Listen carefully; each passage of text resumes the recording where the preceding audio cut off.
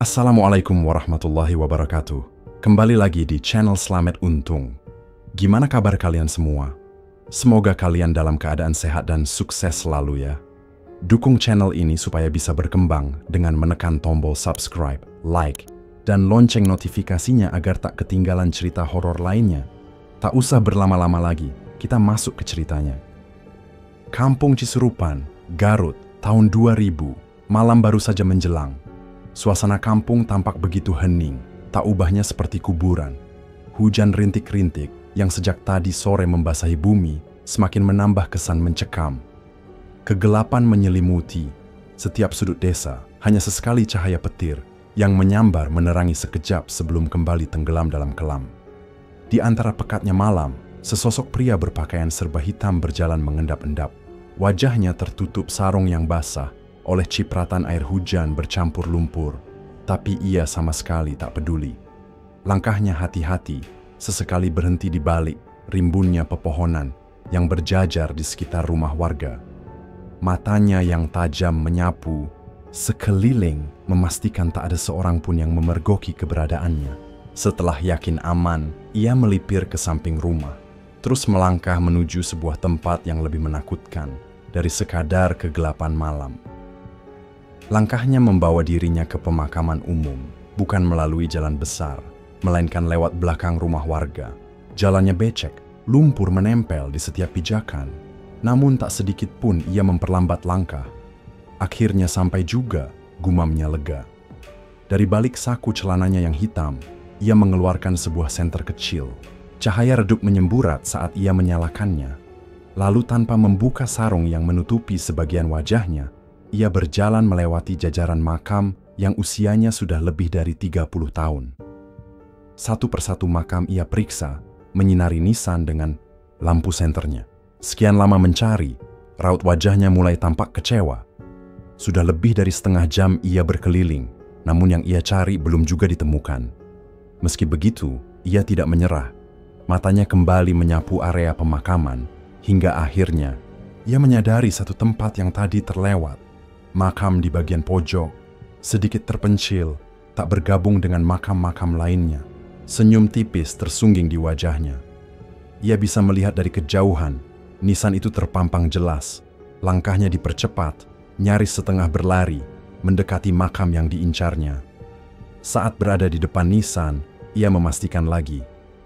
Memang benar, di sana tertulis dengan jelas, Saen, lahir 3 April 1940, wafat Desember 1990. Tanpa membuang waktu, pria itu mengeluarkan secarik kertas kecil dari dalam saku jaket hitamnya. Bibirnya mulai berkomat kamit, membacakan mantra-mantra dalam bahasa Sunda kuno yang sudah jarang terdengar di zaman sekarang. Hujan yang semula hanya rintik-rintik kini mulai turun lebih deras, menyisakan suara gemuruh yang menyatu dengan bisikan mantra yang ia lafalkan. Kemudian, dengan kedua tangannya, ia mulai mencengkeram batu nisan dan berusaha mencabutnya. Namun, tepat saat jemarinya menggenggam erat, petir menyambar dengan kilatan yang begitu menyilaukan. Seketika, cahaya terang benderang menerangi pemakaman, membuat bayangan-bayangan makam tampak bergerak seperti sosok-sosok tak kasat mata. Tubuh pria itu tersentak. Ia terperanjat mundur, lalu jatuh terjengkang ke belakang. Nafasnya memburu, jantungnya berdetak kencang. Untung saja ia masih sempat menguasai diri, sehingga kepala bagian belakangnya tidak membentur batu nisan lain di belakangnya. Namun genggamannya pada batu nisan Sain telah terlepas. Hujan masih terus mengguyur bumi, membuat tanah semakin becek dan licin. Lelaki itu merutuk pelan, tangannya yang basah dan kotor oleh lumpur membuat genggamannya melemah. Saat ia kembali mencoba mencabut batu nisan, jemarinya tergelincir. Nisan itu terlepas dari genggamannya. "Sialan, malah lepas lagi!" desisnya dengan suara tertahan. Namun, tekadnya sudah bulat. Ia tak akan pulang dengan tangan hampa. Dengan nafas memburu, ia kembali berdiri tegak, memantapkan diri, lalu mengulangi usahanya sekali lagi. Kali ini, ia mengerahkan seluruh tenaga yang tersisa. Otot-otot lengannya menegang, jarinya mencengkeram erat batu nisan yang licin. Hujan semakin deras, tapi ia tak peduli. Dengan satu hentakan kuat, terdengar suara gemeretak dari dalam tanah. Napasnya tertahan, jantungnya berdetak kencang. Hingga akhirnya, dengan satu tarikan terakhir, nisan itu tercabut sepenuhnya dari makam yang ia incar. Sejenak ia terdiam, memandang batu nisan di tangannya dengan tatapan penuh kemenangan. "Ya, akhirnya berhasil juga," serunya, meski suaranya hampir tenggelam oleh derasnya hujan. Tanpa pikir panjang, ia segera memasukkan batu nisan itu ke dalam jaket hitamnya. Lalu dengan langkah tergesa-gesa, ia meninggalkan pemakaman. Langkahnya panjang dan cepat, seperti ingin secepat mungkin menjauh dari tempat itu. Namun, ia tidak menyadari bahwa sesaat setelah ia menghilang dalam kegelapan, sesuatu muncul di tempat ia berdiri tadi. Di samping makam yang baru saja kehilangan nisannya, sosok itu berdiri, seorang nenek-nenek. Rambutnya panjang, putih seluruhnya, basah kuyup oleh hujan yang masih mengguyur. Tubuhnya dibalut kain jarik bermotif bunga dengan warna coklat muda. Tubuhnya begitu kurus, hingga tulang pipinya tampak menonjol. Sepasang matanya yang cekung menyorotkan pandangan yang begitu dalam, tajam, menusuk hingga ke tulang. Aroma wangi bunga kenanga tiba-tiba menyeruak, menguar di sekitar makam, menambah nuansa mistis yang begitu pekat. Hujan yang deras seakan berhenti sebentar saat sosok itu membuka bibirnya. Dengan suara yang hampir seperti bisikan, dingin dan menusuk, ia berkata, "Kembalikan batu nisan emak." Lalu, dalam sekejap mata, sosok ringkihnya menghilang. Yang tersisa hanyalah hujan yang kini semakin deras, seolah menangisi kehilangan yang baru saja terjadi. 6 bulan berlalu. Kampung Cisurupan kembali diliputi keresahan, bukan karena cerita tentang pemakaman itu, bukan pula karena hujan yang kerap turun belakangan ini, tapi karena sesuatu yang lebih nyata. Para pencuri merajalela.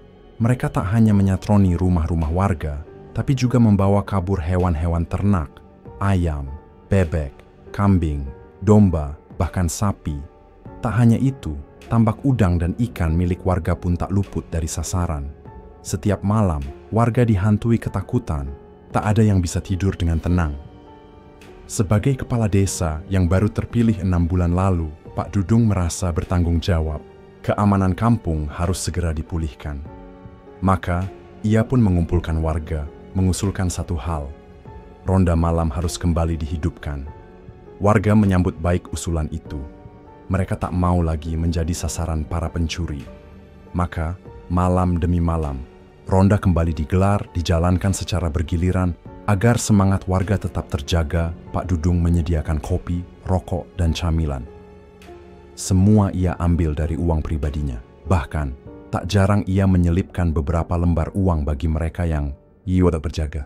Warga menyambut baik ronda malam yang kembali digalakkan. Mereka tak ingin kampung mereka terus-menerus dihantui ketakutan akibat pencurian yang semakin menjadi-jadi. Malam itu, Kang Anwar dan Kang Enjang tengah menjalankan tugas mereka. Seharusnya, mereka bertiga bersama Kang Engkus. Namun Kang Engkus tak bisa ikut karena harus menemani istrinya yang hendak melahirkan di rumah sakit. Tak ingin absen tanpa alasan, mereka tetap menjalankan ronda. Lagi pula, mereka tak ingin mendapat teguran dari Pak Dudung dan Pak Ihsan sebagai RW. Dalam rapat di balai desa sebelumnya, Pak Dudung dan Pak Ihsan sudah menegaskan bahwa siapapun yang enggan ronda tanpa alasan jelas akan menerima sanksi berat. Keluarga mereka bisa dicoret dari daftar penerima bantuan pemerintah, dan mereka juga harus membayar denda yang tak sedikit. Tidak ada yang ingin menanggung konsekuensi itu. Malam perlahan merayap, langit semakin gelap, hanya menyisakan cahaya rembulan yang malu-malu mengintip di balik awan. Angin berhembus dingin, menusuk hingga ke tulang. "Duh, malam ini kenapa dingin?" "Sekali ya, Kang?" keluh Kang Enjang sambil menaikkan sarung ke atas kepalanya. Meski sudah mengenakan kupluk rajut hitam, dingin tetap menyergap tubuhnya. "Wajar atuh, Kang. Sekarang kan sudah masuk musim kemarau," sahut Kang Anwar, sementara tangannya sibuk menepuk-nepuk wajah dan lehernya yang terus diganggu nyamuk. "Dasar nyamuk kurang ajar. Orang lagi ronda juga masih aja digangguin," gerutunya. Kesal, Kang Enjang tak banyak bicara. Ia hanya mengibas-ngibaskan sarungnya untuk mengusir nyamuk-nyamuk yang mengerubungi mereka. Sementara itu, ia juga terus mengarahkan senternya ke berbagai penjuru. Kang Anwar mulai menyorotkan senter ke samping kirinya. Di sana ada lahan kosong yang hendak dijual, tapi belum juga laku. Tempat itu tampak gelap gulita, tanpa penerangan sama sekali. Setelah memastikan tak ada yang mencurigakan di sana, ia mengarahkan senternya ke kanan, ke sebuah gang kecil yang menuju areal pemakaman umum. Pepohonan tinggi menjulang di sepanjang gang itu. Daun-daunnya bergerak pelan, seperti meliuk mengikuti hembusan angin malam. Seakan menyadari sesuatu, Kang Enjang tiba-tiba menghentikan langkahnya. Tangannya menepuk bahu Kang Anwar. "Ada apa, Kang? Kenapa Noel-Noel saya?" tanya Kang Anwar heran. Ikut menghentikan langkah agar sejajar dengan Kang Enjang. "Coba deh, Kang, arahkan sentermu ke depan," kata Kang Enjang pelan. Tangannya menunjuk, lurus ke jalanan remang di hadapan mereka. Hanya cahaya rembulan yang samar-samar menerangi jalan itu. Meski sedikit bingung, Kang Anwar menurut. Ia mengarahkan senter ke depan, dan seketika tubuhnya menegang. Ia terkejut saat melihat seseorang berjalan berlawanan arah dengan mereka. Orang itu melangkah pelan, tubuhnya sedikit tertunduk. Namun, ada sesuatu yang janggal. Mereka tak bisa memastikan apakah itu manusia atau bukan. Sosok itu terlihat seperti bayangan yang bergerak dalam gelap. Jantung Kang Anwar berdetak lebih cepat. Kang Enjang pun menelan ludah. Areal sekitar pemakaman umum di kampung mereka memang terkenal wingit. Ketika sosok itu semakin mendekat, Kang Anwar dan Kang Enjang kini bisa melihat dengan jelas bahwa yang berdiri di depan mereka bukanlah manusia. Sosok itu adalah seorang nenek-nenek berambut panjang. Seluruh rambutnya telah memutih dan tampak riap-riap tertiup angin malam. Kain jarik bermotif ukiran bunga berwarna coklat muda membalut tubuh kurusnya. Terlalu kurus hingga tulang pipinya tampak menonjol. Sepasang matanya yang cekung dalam menatap mereka tajam, menusuk hingga ke relung jiwa. Aroma wangi khas bunga kenanga menyeruak dari tubuhnya. Aroma mistis yang begitu kental hingga membuat bulu kuduk mereka berdiri tegak. Mereka saling berpandangan, seolah memahami isi pikiran satu sama lain.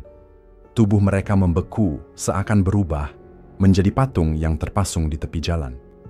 Mulut mereka terkunci, dikuasai rasa takut yang perlahan menjalar seperti racun ke seluruh tubuh. "Kembalikan nisan emak, cepat kembalikan." Suara serak itu terdengar, mencabik keheningan malam. Kang Enjang dan Kang Anwar terlonjak, dada mereka berdegup kencang. Mata mereka masih saling berpandangan, bingung dengan perkataan sosok tersebut.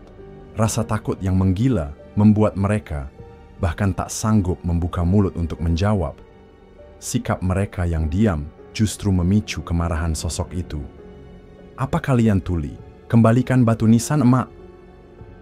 Bentakan itu menggema di telinga mereka, membuat nyali mereka semakin menciut. Kang Anwar menelan ludah dengan susah payah, berusaha mengumpulkan keberanian yang hampir sirna. "Batu nisan? Kami tidak paham maksud ucapan nenek," katanya dengan suara bergetar. "Iya, saya juga bingung, Nek. Nisan siapa? Kenapa tiba-tiba menanyakan batu nisan?" Timpal Kang Enjang, suaranya lirih, nyaris tak terdengar. Sosok itu mendekat, selangkah, sorot matanya semakin tajam. "Jangan banyak tanya, segera kembalikan nisan emak.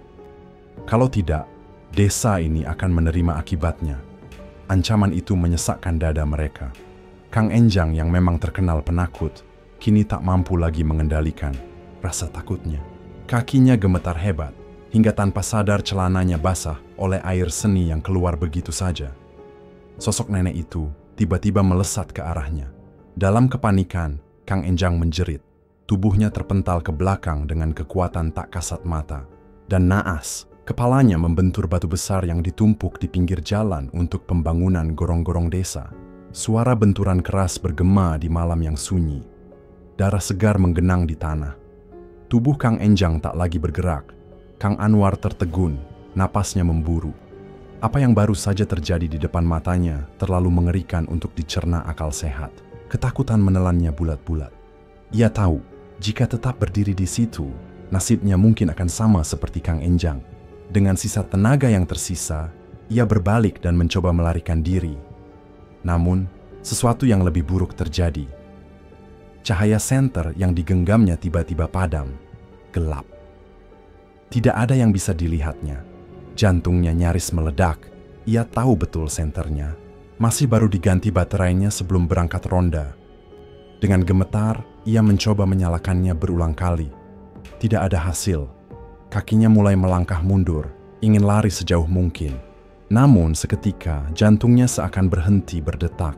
Wajah sosok nenek itu kini tepat di hadapannya. Matanya yang kosong namun mengerikan menatap lurus ke dalam jiwanya. Napas Kang Anwar tersengal, bulu kuduknya berdiri, tubuhnya menggigil hebat. "Mau kemana kamu?"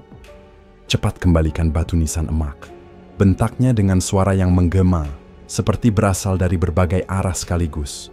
Kang Anwar mengatupkan kedua tangannya, lututnya lemas, dan air mata hampir jatuh dari matanya.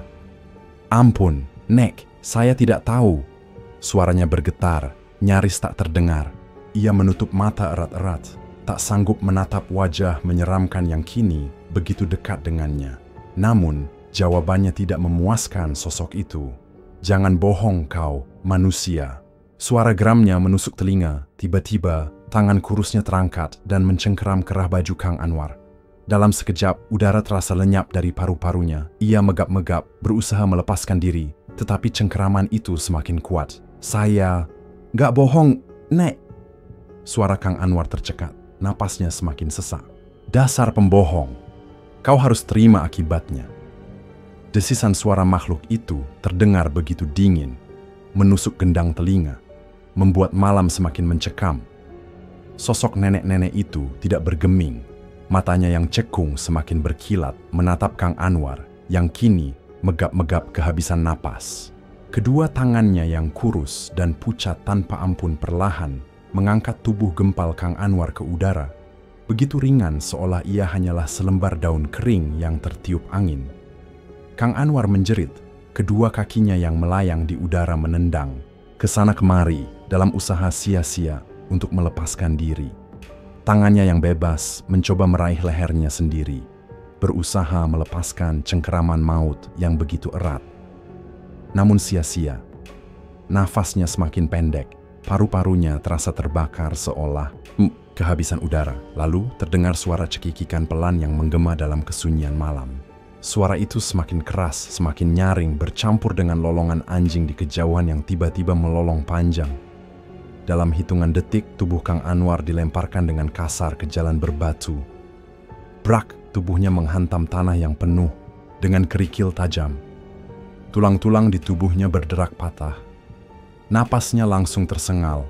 Kedua matanya melotot menahan rasa sakit yang tak terperi. Tubuhnya seketika diam, tak lagi bergerak. Darah mengalir dari mulutnya, membasahi tanah yang dingin. Nyawanya tercabut dari raga dengan rasa sakit yang luar biasa.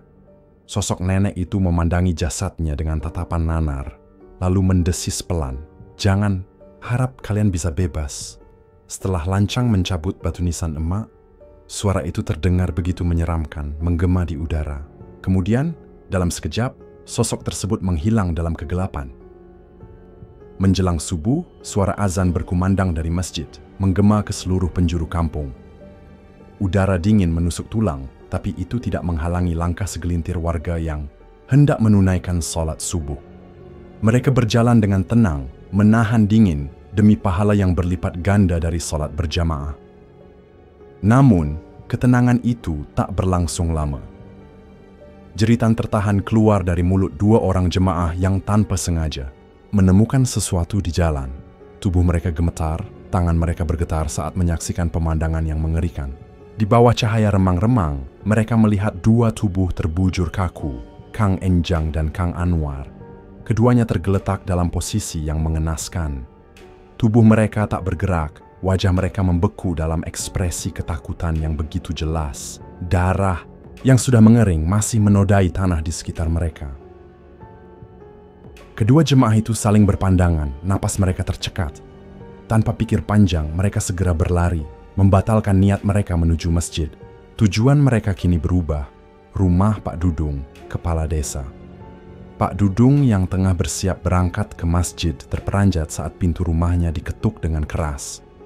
Begitu mendengar kabar yang disampaikan oleh kedua jemaah itu, wajahnya seketika pucat. Ia segera mengumpulkan beberapa warga dan bergegas menuju tempat kejadian. Saat tiba di lokasi, pemandangan di depan mereka begitu memilukan. Beberapa warga langsung menutup mulut, tak kuasa menahan rasa ngeri. Tubuh Kang Enjang dan Kang Anwar tergeletak di tanah, tak bernyawa, dengan kondisi yang tak kalah mengenaskan satu sama lain. Pak Dudung segera mengambil tindakan. Ia membagi tugas kepada warga. Ada yang diperintahkan menghubungi pihak kepolisian, ada yang diminta memberitahu keluarga korban, dan ada pula yang ditugaskan menertibkan warga agar tidak mendekati lokasi sebelum aparat datang. Saat polisi tiba, mereka langsung melakukan olah TKP. Berdasarkan hasil pemeriksaan awal, dugaan sementara menyebutkan bahwa Kang Enjang dan Kang Anwar menjadi korban penganiayaan dan pembunuhan. Namun, ada sesuatu yang janggal. Tidak ada satupun sidik jari pelaku yang ditemukan di lokasi kejadian. Polisi mulai mendalami kasus ini lebih jauh. Mereka meminta warga untuk segera melapor jika mengetahui informasi atau menemukan seseorang yang mencurigakan. Namun, seiring berjalannya waktu, peristiwa kematian Kang Enjang dan Kang Anwar perlahan mulai dilupakan. Warga kembali menjalani kehidupan mereka seperti biasa. Seminggu berlalu, suasana kampung kembali normal. Ronda malam tetap berjalan, meskipun dilakukan dengan perasaan was-was. Namun, ketenangan itu hanya bertahan sebentar. Malam itu, kejadian mengerikan kembali terjadi. Kali ini, korban adalah sepasang suami istri, Pak Itang dan Bu Isa. Mereka adalah pedagang bakso dan mie ayam keliling yang biasa berjualan hingga larut malam sebelum pulang ke rumah kontrakan mereka. Malam itu, Pak Itang dan Bu Isa berjalan beriringan, mendorong gerobak mereka yang kosong. Wajah mereka sumringah, dipenuhi senyum kepuasan. Jualan mereka ludes habis, tak tersisa satu mangkuk pun. Rasa lelah yang mendera keduanya seakan lenyap begitu saja. Alhamdulillah, hari ini jualan kita ludes ya Pak. Kita jadi bisa nabung buat bayar kontrakan bulan ini, ucap Bu Isa, senyum manis tersungging di bibir tipisnya. Iya Bu, Alhamdulillah, Bapak juga senang. Mudah-mudahan jualan kita seterusnya laris manis kayak hari ini, saut Pak Itang seraya terus mendorong gerobaknya. Bu Isa mengamini doa suaminya, kedua tangannya mengusap wajahnya dengan penuh syukur. Namun, langkah mereka perlahan melambat saat menyadari sesuatu. Di depan sana, jalan yang harus mereka lalui membentang gelap. Pemakaman umum, jantung pasangan suami istri itu mulai berdebar kencang. Mereka saling melirik tanpa kata. Malam Jumat, jalanan yang gelap. Tak ada satupun lampu jalan yang menerangi, seolah-olah kegelapan dengan sengaja menelan tempat itu bulat-bulat. Satu-satunya sumber cahaya hanyalah lampu senter kecil yang dipasang di atas gerobak mereka. Namun cahayanya terlalu lemah, tak mampu menembus pekatnya malam. Pak Itang melihat kegelisahan terpancar jelas dari wajah istrinya. Dengan lembut, ia memberi isyarat agar Bu Isa tetap berjalan di sampingnya. Bu Isa menurut, meski sesekali matanya gelisah memindai sekeliling. Langkah mereka baru beberapa meter memasuki area pemakaman ketika brak!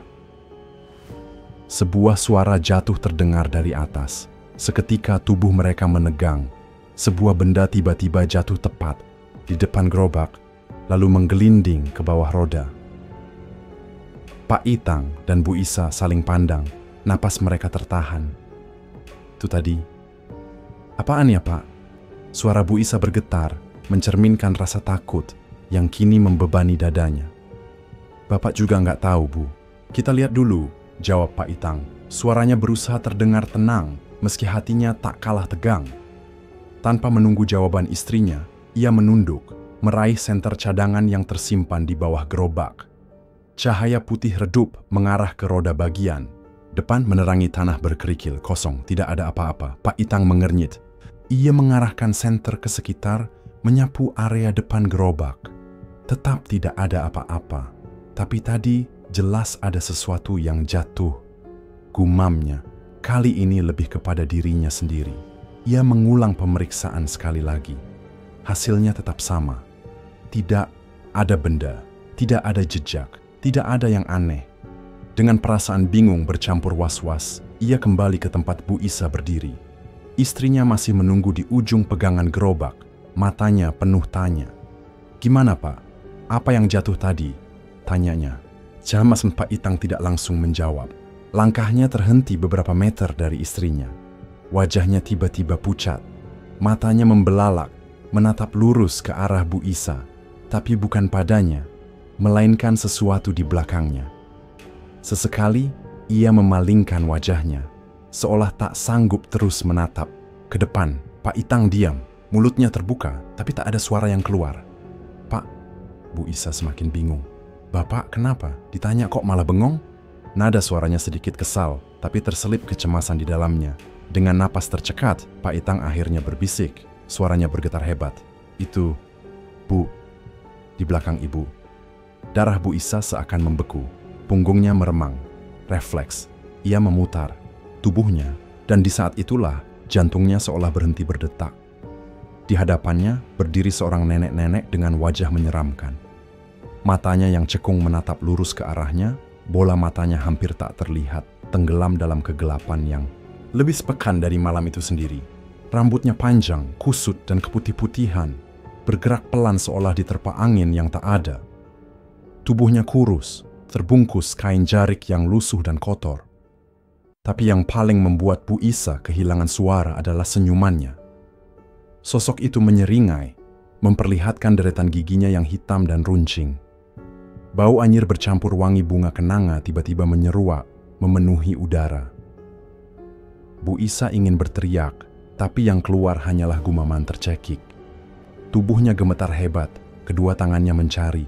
Pegangan dan tanpa sadar, ia berlari ke belakang tubuh suaminya, bersembunyi di sana. Ketiganya tersentak ketika dari kejauhan terdengar suara perempuan berteriak-teriak meminta tolong. Suaranya bercampur isak tangis, menggema di tengah malam yang sunyi. "Tolong, tolong." Pak Tarna, pria berusia 37 tahun, seketika meletakkan kartu remi yang sedang dipegangnya. Matanya menyipit, menoleh ke kiri dan ke kanan, mencoba mencari asal suara itu. "Suara siapa ya? Kok kayak ada yang teriak minta tolong?" tanyanya lirih, masih berusaha memastikan. Namun Pak Samsul hanya melirik sekilas lalu mendengus. "Jangan mengalihkan pembicaraan, Tarna. Buruan turunin kartu kamu," tegurnya, tampak tak mau terganggu. Pak Ridwan pun menggerutu. "Iya, atuh, lama betul mikirnya. Kayak orang mau ikut tes CPNS saja." Tapi sebelum Pak Tarna sempat membalas, suara teriakan itu kembali terdengar. Kali ini lebih dekat, lebih jelas. "Tolong, tolong, suami saya." Suara perempuan itu memecah keheningan malam, membuat bulu kuduk mereka meremang. Pak Tarna menoleh tajam ke arah kedua rekannya. "Dengerin itu, saya nggak bohong," ujarnya tegas. Kedua rekannya saling pandang. Wajah Pak Ridwan kini berubah serius. Iya, kayak ada suara perempuan minta tolong," gumamnya. "Kita samperin, yuk," ajaknya sambil bersiap beranjak dari pos ronda. Namun, tiba-tiba tangan Pak Samsul menarik sarung yang dikenakan Pak Ridwan menahannya. Tunggu dulu atuh, jangan main pergi begitu saja," bisiknya, matanya melirik ke sekeliling dengan waspada. "Apa kamu yakin itu suara manusia? Kalau suara demit gimana?" Sambungnya, suaranya sedikit bergetar. Pak Tarna mengangguk-angguk, menyadari kemungkinan itu. "Iya juga, ya. Tapi kita lihat aja dulu, kedua kakinya napak ke tanah atau enggak," usulnya. Ketiganya pun memicingkan mata, mencoba menembus kegelapan. Dan saat itu, dari kejauhan, tampak tubuh langsing Bu Isa yang berlari ke arah mereka. Nafasnya tersengal, langkahnya terhuyung-huyung. Tubuhnya gemetar, air mata mengalir deras di pipinya. Namun, rasa lelah setelah seharian berjualan bakso, ditambah dengan kepanikan yang luar biasa, akhirnya membuat tubuhnya tak sanggup lagi bertahan. Beberapa meter sebelum sampai di pos ronda, langkahnya melemah, lututnya mendadak lemas, dan ia pun ambruk ke tanah. Pak Tarna, Pak Samsul, dan Pak Ridwan sontak terperanjat. "Bu Isa," seru Pak Ridwan, langsung bergegas menghampiri. Mereka segera membungkuk mencoba membangunkan perempuan itu, namun usahanya sia-sia. Bu Isa tak juga sadar. Pak Samsul menghela napas berat. "Kita bawa ke rumah Pak Dudung aja deh, mungkin dia bisa..." "Bantu!" usulnya. Tanpa pikir panjang, mereka pun segera bertindak. Pak Ridwan mengambil motor tuanya, sementara Pak Tarna dan Pak Samsul bersiap membantu. Takut tubuh Bu Isa terjatuh di tengah jalan, mereka pun mengikatnya dengan sarung agar tetap stabil di atas motor. Pak Ridwan langsung menyalakan mesin motor dan melaju perlahan menuju rumah Pak Dudung, sementara Pak Tarna dan Pak Samsul menyusul dengan berjalan kaki di belakangnya. Namun, mereka tak menyadari satu hal. Di belakang mereka, mengambang di udara, sosok nenek-nenek yang tadi meneror Bu Isa dan menghabisi nyawa Pak Itang sedang mengikuti langkah mereka. Tatapannya dingin, penuh kebencian yang membara. Rumah Pak Dudung tampak mencolok di antara rumah-rumah lainnya. Sebuah bangunan megah berlantai 3, paling besar dan paling mewah di desa itu. Cahaya lampu-lampu besar menerangi setiap sudutnya, memancarkan kesan kemewahan yang luar biasa. Dibandingkan rumah-rumah warga lainnya yang sederhana, rumah Pak Dudung bak istana kecil, kekayaannya melimpah. Bahkan, jumlah hartanya digadang-gadang telah melampaui Pak Toto, juragan sapi yang memiliki ratusan ekor sapi pedaging. Namun, ada satu hal yang mencengangkan. Semua kekayaan itu baru didapatkan oleh Pak Dudung setelah ia terpilih menjadi kepala desa 6 bulan yang lalu. Untungnya malam itu Pak Dudung belum tidur. Ia masih duduk di ruang tamu, menonton televisi dengan wajah santai, tak menyangka bahwa ketenangan malamnya akan segera berubah menjadi malam yang mencekam. Ketika para peronda tiba dengan tubuh Bu Isa yang tak sadarkan diri, Pak Dudung segera menyuruh mereka membaringkannya di atas sofa. Tanpa banyak bertanya, ia meraih sebotol minyak kayu putih, menuangkan sedikit ke tangannya, lalu mengoleskannya di bawah hidung perempuan itu. Harapannya, Bu Isa cepat siuman. Dan benar saja, tak lama kemudian, kelopak mata Bu Isa berkedip. Tarikan nafasnya berat, lalu tiba-tiba, "Ah!" Ia berteriak histeris.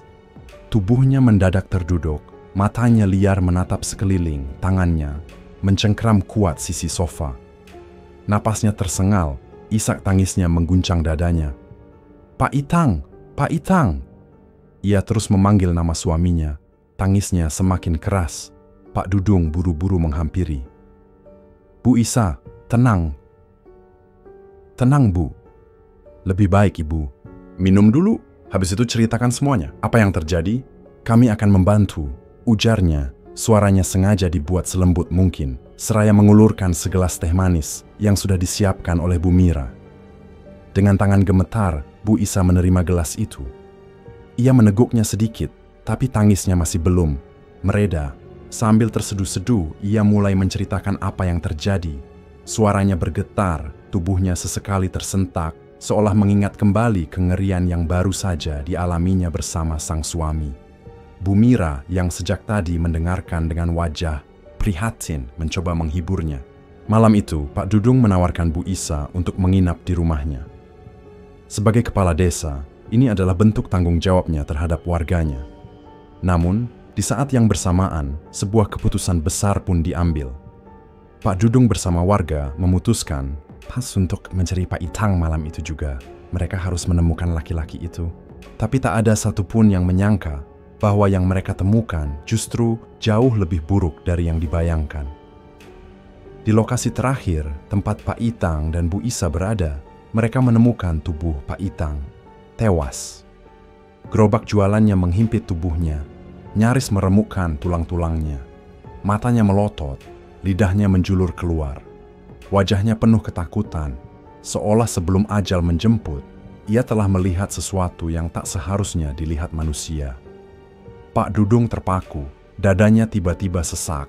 Dari sekian banyak warga yang berkerumun di tempat itu, hanya dialah yang saat ini merasakan sesuatu yang berbeda. Ada kegelisahan yang perlahan merayapi dirinya. Ucapan Bu Isa kembali terngiang di telinganya. Malam itu, ia dan suaminya dihadang oleh sosok nenek-nenek yang menyeramkan. Sosok itu menuntut sesuatu. Batu nisannya, Pak Dudung menelan ludah. Sosok itu, ciri-cirinya, persis seperti yang selama ini juga menampakkan diri kepadanya. Sosok itu juga menuntut hal yang sama, batu nisannya. Tangan Pak Dudung mengepal, keringat dingin mulai membasahi tengkuknya. Apa mungkin Apa mungkin ini ada kaitannya dengan perbuatannya 6 bulan lalu? 6 bulan lalu, di pemakaman umum desa, ia melakukan sesuatu yang tak seorang pun tahu. Ia mencabut sebuah batu nisan. Semua itu karena ia sudah tak tahan hidup serba kekurangan. Ia ingin kaya, ingin dihormati, ingin memiliki kehidupan yang lebih baik, dan lebih dari itu, ia ingin menikahi Bu Mira. Tapi orang tua Bu Mira menentangnya. Mereka menganggapnya tak punya masa depan. Sementara Bu Mira sendiri begitu mencintainya, tapi tak bisa melawan kehendak keluarganya. Pak Dudung sakit hati. Putus asa, ia mencari jalan pintas. Ia mendatangi seorang dukun, Abah Engkus. Ia rela menjual satu-satunya harta berharganya, seekor domba yang sudah lama ia pelihara, demi membayar jasa dukun itu. "Aku ingin pesugihan, tapi tanpa tumbal," katanya. Waktu itu, Abah Engkus mengangguk, lalu berkata, "Ada satu cara." Pak Dudung menunggu dengan tegang. "Kamu harus mencabut batu nisan dari makam seseorang yang sudah meninggal setidaknya 30 tahun yang lalu." Pak Dudung terkejut. Tapi saat Abah Engkus meyakinkannya bahwa nisan itu akan dijampi-jampi agar mendatangkan kekayaan dan kehormatan, ia tak lagi ragu. Ia menunggu hingga larut malam, lalu pergi ke pemakaman. Dan ia lakukan, ia mencabut batu nisan. Setelah itu, ia kembali ke rumah Abah Engkus. Ada syarat tambahan, puasa patigeni selama 7 hari, tanpa makan, tanpa minum, tanpa cahaya. Pak Dudung menjalani ritual itu dengan penuh penderitaan. Tapi semua itu terbayar. Setelah ritual selesai, Abah Engkus memberikan sebotol minyak khusus kepadanya. "Setiap malam Jumat, balurkan minyak ini ke batu nisan itu," perintah sang dukun. Pak Dudung menurut. Dan keesokan harinya, seorang kakek tua misterius datang ke rumahnya. Tanpa berkata apapun, kakek itu menyerahkan sekarung uang kepadanya. Pecahan, 100.000, jumlahnya begitu banyak, lebih banyak dari yang bisa dihitungnya. Dan anehnya, itu terjadi setiap kali ia selesai meminyaki batu nisan tersebut. Pak Dudung merasa seolah seluruh dunia berpihak padanya setelah pesugihan yang dijalaninya berhasil. Rumah mewah yang selama ini ia impikan, kini berdiri kokoh, tak jauh dari tempat ia dulu hidup dalam kemiskinan. Ia mencalonkan diri menjadi kepala desa, dan ketika akhirnya terpilih, hidupnya berubah total. Segala sesuatu yang diinginkannya kini ada di genggamannya. Bahkan Bu Mira, pujaan hatinya, akhirnya menerima pinangannya setelah kedua orang tuanya merestui hubungan mereka. Namun, kebahagiaan itu tak bertahan lama. Setiap malam, Pak Dudung dihantui oleh sosok nenek-nenek yang wajahnya tampak mengerikan, wajah yang sama dengan sosok yang muncul di malam teror pertama. Nenek-nenek itu datang dengan satu tuntutan yang tak pernah berubah. "Kembalikan batu nisanku," katanya. Teror itu datang tanpa henti, dan semakin malam semakin menakutkan. Pak Dudung pun terpaksa mencari perlindungan ke Abah Engkus, dukun yang telah memberinya jalan menuju kekayaan. Abah Engkus memberinya pemagaran gaib yang membuat sosok nenek-nenek itu tak bisa lagi muncul di hadapannya. Namun, meski teror itu berhenti menghantuinya, masalah baru muncul. Sekarang, warga desa yang mulai merasakan dampak dari perbuatannya. Setidaknya sudah ada 3 orang yang tewas mengenaskan. Semuanya menjadi korban dari teror yang entah datang dari mana. Pak Dudung merasa tercekik dalam kesepian dan rasa bersalah. Ia mulai terbayang wajah para korban yang terus menghantuinya setiap kali ia terjaga. Sementara itu, Bu Isa, istri dari Pak Itang, masih belum bisa pulih dari kematian tragis suaminya. Tubuhnya yang semakin lemah diserang demam tinggi. Keluarganya membawanya ke rumah sakit, namun dokter tak menemukan penyakit apapun. Tak putus asa, mereka membawanya ke Kiai Rahman, seorang kiai yang terkenal bisa menyembuhkan penyakit yang tidak bisa disembuhkan oleh dokter. Saat Kiai Rahman tiba di rumah Bu Isa, ia disambut oleh kejadian yang tak terduga. Bu Isa yang sebelumnya lemas, kini kerasukan. Wajahnya tiba-tiba berubah menjadi tegang, matanya melotot dengan penuh kebencian. "Kembalikan batu nisan emak, kembalikan, atau aku akan habisi satu persatu warga di sini," teriak suara yang bukan suara Bu Isa. Sosok nenek-nenek itu telah merasuki tubuh perempuan malang itu, dan kini ia mengancam untuk menuntut balas. Kiai Rahman dengan tenang mendekati Bu Isa yang terbaring di kasur. Dengan suara pelan namun tegas, ia berkata, "Kembalilah ke jalan yang benar. Jangan korbankan nyawa orang. Tidak berdosa demi ambisi pribadi Anda. Kembalikan batu nisan itu, Pak Kades." Kata-kata itu seperti petir yang menyambar hati Pak Dudung. Kiai Rahman menatapnya tajam, seolah menuntut jawaban. Pak Dudung hanya bisa terdiam, matanya beralih ke wajah kerumunan warga yang kini penuh dengan kemarahan. Mereka semua memandangnya dengan tatapan penuh kebencian dan kekecewaan. Tidak ada lagi rasa hormat yang dulu mereka berikan kepadanya. Hanya ada amarah yang terpendam dalam hati mereka. Pak Dudung merasa tenggelam dalam pandangan tajam itu. Ia merasa tak bisa lagi bersembunyi dari dosa yang telah ia perbuat. "Baiklah, Kiai, saya akan kembalikan batu nisan itu," katanya dengan suara pelan, hampir tak terdengar. Dengan langkah lemah dan kepala tertunduk dalam, Pak Dudung berjalan menuju rumahnya, menuju tempat di mana batu nisan yang telah ia ambil dulu disimpan. Ia tahu apa yang harus dilakukan. Batu nisan itu harus dikembalikan. Namun, hatinya bimbang. Apakah setelah ini ia akan kembali jatuh miskin? Apakah ia akan dicopot dari jabatannya sebagai kepala desa? Apakah Bu Mira akan meninggalkannya? Semua pertanyaan itu berputar di benaknya. Tapi satu hal yang pasti, Pak Dudung hanya ingin hidup dengan tenang. Tidak peduli apakah semua yang telah ia dapatkan selama ini akan hilang. Ia hanya ingin bebas dari teror yang menghantuinya dan bebas dari rasa bersalah yang terus menggerogoti hatinya. Langkah Pak Dudung semakin mantap. Ia tahu, untuk menebus dosanya, tak ada lagi jalan lain selain mengembalikan batu nisan itu ke tempat semula. Ia tak peduli lagi dengan apa yang akan terjadi setelah itu. Yang ia inginkan hanya kedamaian, meski harus merelakan segalanya.